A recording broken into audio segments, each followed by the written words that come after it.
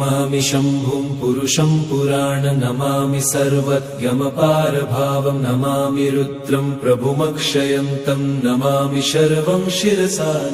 नमामि देवं परमव्ययम् उमापति लोकगुरुं नमामि दारिद्र्यविदारणं नमामि रोगापहरणं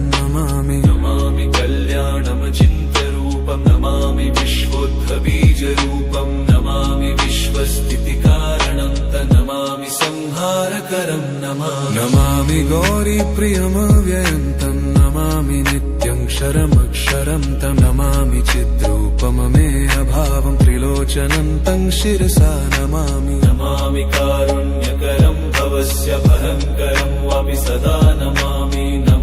दातारं दीप्सितान नमामि सोमेशमुमेशमादमामि वेदत्रयलोचनं तं नमामि मूर्तित्रयवर्जितं तं नमामि पुण्यं सदसद्व्यातितं नमामि तं पापहरं नमामि विश्वसहितेररद्द नमामि रूपाणि बहुनि धत्ते यो विश्वगोप्ता सदसत्प्रणेत नमामि तं विश्वपतिं नमामि यज्ञेश्वरं सम्प्रति हव्यकव्यं तथागतिं लोकसदाशिवो यः आराधितो यश्च ददाति सर्वान्